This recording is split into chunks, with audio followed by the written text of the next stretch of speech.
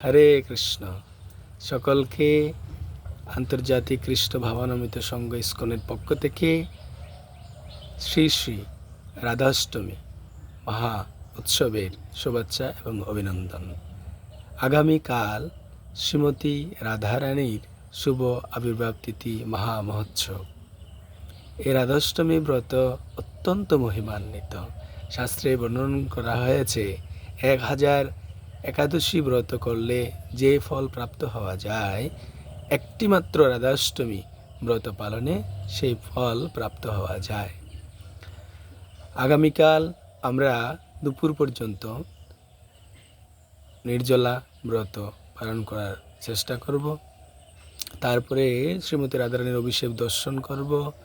রাধারানীকে পুষ্পাঞ্জলি দেওয়ার মাধ্যমে তার কাছে ভক্তি প্রার্থনা করব। তারপর আমরা ভগবানের মহাপ্রসাদ আস্বাদন করব। আর আগামীকালকের দিনে আমরা বেশি বেশি হরিনাম করব, রাধারানীর কাছে প্রার্থনা করব যাতে ভক্তি প্রাপ্ত হতে পারে। রাধারানী ভগবান শ্রীকৃষ্ণের অত্যন্ত প্রিয়।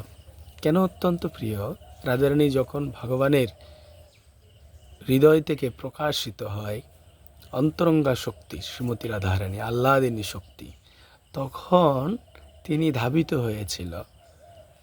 হয়ে কুঞ্জবনে গিয়ে ভগবান শ্রীকৃষ্ণের জন্য তুলসী চয়ন করেছিল, পুষ্প চয়ন করেছিল।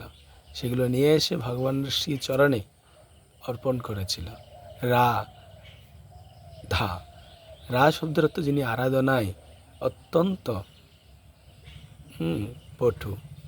ধা শব্দের অর্থ যিনি ধাবিত হয়েছিল, রাধা। তো রাধারানী ভগবানের সেবা করার জন্য, ভগবানকে আনন্দ বিধান করার জন্য সর্বদাই চেষ্টা করেন। তো রাধারানীর কাছে আমরা সকলে প্রার্থনা করব, হে রাধারানী, আমাদেরকে কৃষ্ণ ভক্তি দান করুন। আমরাও যেন আপনার কৃপা আশীর্বাদ প্রাপ্ত হয়ে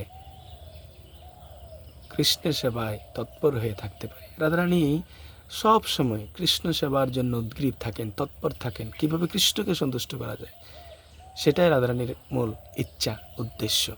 রাধারানীর কাছে আমরা সেটাই প্রার্থনা করব, আমরাও যেন ভগবানের সেবায় তৎপর থাকি, ভগবানের চিন্তায় তন্ময় থাকি। অনন্য চিন্তয়ন মাম, অনন্য চিন্তায় যেন রাধারানী আমাদের কৃপা করেন যাতে কৃষ্ণ চিন্তা করতে পারি। রাধারানী 24 ঘন্টা কৃষ্ণ চিন্তায় নিমগ্ন থাকেন, কৃষ্ণ সেবায় নিমগ্ন থাকেন। সেই শ্রীমতী রাধারানীর শুভ আবির্ভাব তিথি আগামীকালকে বর্ষনা রাবেল অনেক বৃহৎভাবে রাধারানীর এই আবির্ভাব তিথি উৎসব পালিত হবে। আমরা সকলে যে যেখানে আছি সেখানে মন্দিরে গিয়ে রাধাষ্টমী উৎসব পালন করব, রাধারানীর সেবায় অংশগ্রহণ করব, আমাদের জীবনকে ভক্তিময় গড়ে তোলার জন্য প্রয়াসী হব। জয় শিল প্রপাত গুরু মহারাজ কি জয়। হরে কৃষ্ণ গৌরাঙ্গ।